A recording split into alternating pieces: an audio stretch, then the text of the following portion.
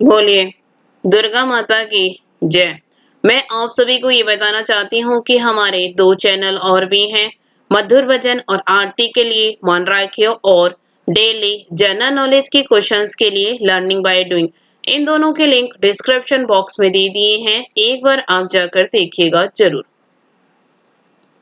आइए दुर्गा सप्तशती अध्याय 3 सेनापतियों सहित महिषासुर का वध का गुणगान करते हैं। अगर आपको अच्छा लगे तो लाइक शेयर सब्सक्राइब जरूर कीजिएगा।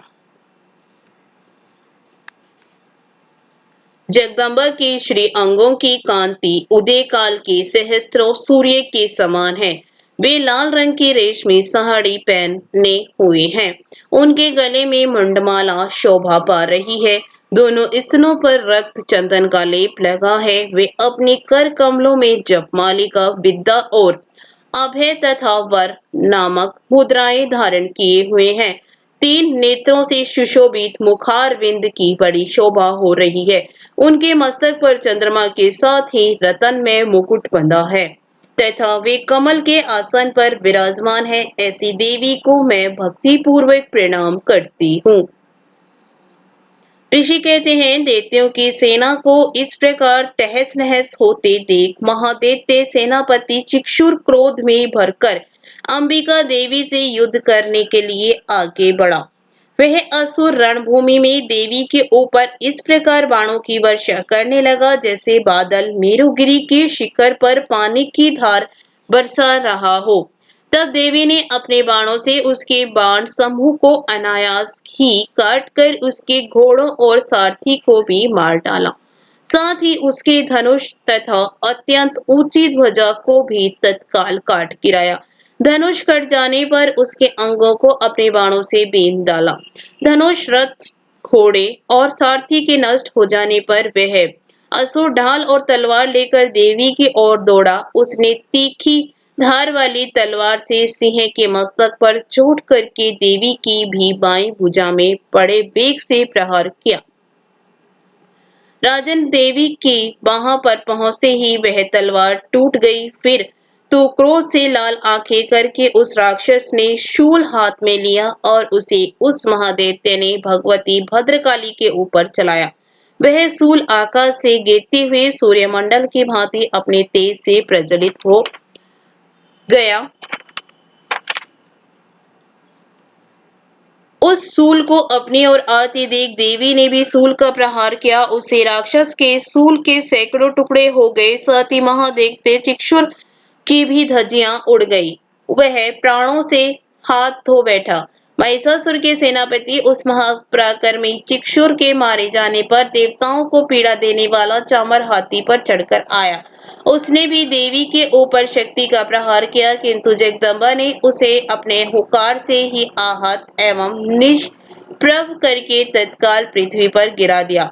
शक्ति टूटकर गिरी हुई देख चामर को बड़ा क्रोध हुआ। अब उसने शूल चलाया, किंतु देवी ने उसे भी अपने बाणों द्वारा काट डाला। इतने में ही देवी का सिंह उछलकर हाथी के मस्तक पर चढ़ गए बैठा और उस दैत्य के साथ खूब जोर लगाकर बाहु युद्ध करने लगा। वे दोनों लड़ते लड़ते हाथी से पृथ्वी पर आ गए और अत्यंत क्रोध से भरकर एक दूसरे पर बड़े भयंकर प्रहार करते हुए लड़ने लगे।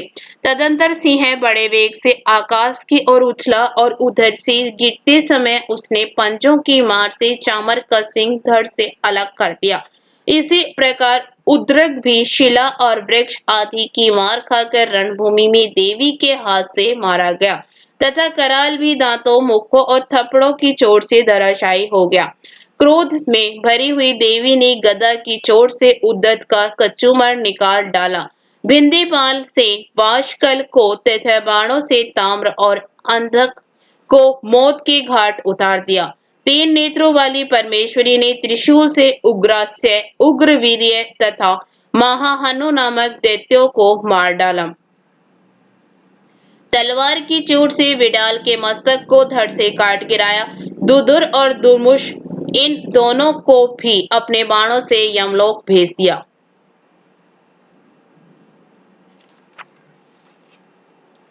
इस प्रकार अपनी सेना का संहार होता देख महिषासुर ने भैंसे का रूप धारण करके देवी के गणों को त्रास देना आरंभ किया। किन्हीं को थुथुन से मारकर, किन्हीं के ऊपर खुरों का प्रहार करके, किन्हीं किन्हीं को पूंछ से चोट पहुंचाकर, कुछ को सिंघों से विदीर्ण करके, कुछ गणों को वेग से, किन्हीं को सिंहनाद से, कुछ को चक्कर देकर और कितनों को निश्वास वायु से झोंके से धराशायी कर दिया। इस प्रकार गणों की सेना को गिराकर वह असुर महादेवी के सिंह को मारने के लिए झपटा। इससे जगदम्बा को बड़ा क्रोध हुआ। उधर महापराक्रमी महिषासुर भी क्रोध में भरकर धरती को खुरों से खोदने लगा तथा अपने सिंघों से ऊंचे ऊंचे पर्वतों को उठाकर फेंकने और गरजने लगा। उसके वेग से चक्कर देने के कारण पृथ्वी क्षुब्ध होकर फटने लगी। उसकी पूंछ से टकराकर समुद्र सब ओर से धरती को डुबोने लगा। हिलते हुए सिंहों के आघात से विदीर्ण होकर बादलों के टुकड़े टुकड़े हो गए। उसके श्वास की प्रचंड वायु के वेग से उड़े हुए सैकड़ों पर्वत आकाश से गिरने लगे। इस प्रकार क्रोध में भरे हुए उस महादैत्य को अपनी ओर आते देख चंडिका ने उसका वध करने के लिए महान क्रोध किया। उन्होंने पास फेंककर उस महान असुर को बांध लिया। उस महासंग्राम में बंध जाने पर उसने भैंसे का रूप त्याग दिया और तत्काल सिंह के रूप में वह प्रकट हो गया। उस अवस्था में जगदम्बा ज्यों ही उसका मस्तक काटने के लिए उद्यत हुई, त्यों ही वह खड्गधारी पुरुष के रूप में दिखाई देने लगा। तब देवी ने तुरंत ही बाणों की वर्षा करके ढाल और तलवार के साथ उस पुरुष को भी बीन डाला। इतने में ही वह महान गजराज के रूप में परिणित हो गया तथा अपनी सूंड से देवी के विशाल सिंह को खींचने और गर्जने लगा। खींचते हुए देवी ने तलवार से उसकी सूंड काट डाली। तब उस महादैत्य ने पुनः भैंसे का शरीर धारण कर लिया और पहले की ही भांति चराचर प्राणियों सहित तीनों लोकों को व्याकुल करने लगा। तब क्रोध में भरी हुई जग माता चंडिका बारंबार उत्तम मधु का पान करने और लाल आंखें करके हंसने लगी। उधर वह बल और पराक्रम के मद से उन्मत्त हुआ राक्षस गर्जने लगा और अपने सिंघों से चंडी के ऊपर पर्वतों को फेंकने लगा। उस समय देवी अपने बाणों के समूह से उसके फेंके हुए पर्वतों को चूर्ण करती हुई बोली। बोलते समय उनका मुख मधु के मद से लाल हो रहा था और वाणी लड़खड़ा रही थी। देवी ने कहा, ओ मूढ़, मैं जब तक मधु पीती हूँ तब तक तू क्षण भर के लिए खूब गर्ज ले। मेरे हाथ से यहीं तेरी मृत्यु हो जाने पर अब शीघ्र ही देवता भी गर्जना करेंगे। ऋषि कहते हैं, यो कहकर देवी उछली और उस महादैत्य के ऊपर चढ़ गई। फिर अपने पैर से उसे दबाकर उन्होंने शूल के उसके कंठ में आघात किया। उनके पर से दबा होने पर भी महिषासुर अपने मुख से अभी आधे शरीर से ही वह बाहर निकल नहीं पाया था कि देवी ने अपने प्रभाव से उसे रोक दिया। आधा निकला होने पर भी वह महादैत्य देवी से युद्ध करने लगा। तब देवी ने बहुत बड़ी तलवार से उसका मस्तक काट गिराया। फिर तो हाहाकार करती हुई दैत्यों की सारी सेना भाग गई और संपूर्ण देवता अत्यंत प्रसन्न हो गए। देवताओं ने दिव्य महर्षियों के साथ दुर्गा देवी का स्तवन किया। गंधर्व राज गाने लगे और अप्सराएं नृत्य करने लगी। इस प्रकार श्री मार्कंडेय पुराण में स्वर्णिक मनवंतरण की कथा के अंतर्गत देवी महात्म्य में महिषासुर वध नामक तीसरा अध्याय पूरा हुआ। बोलिए दुर्गा माता की जय।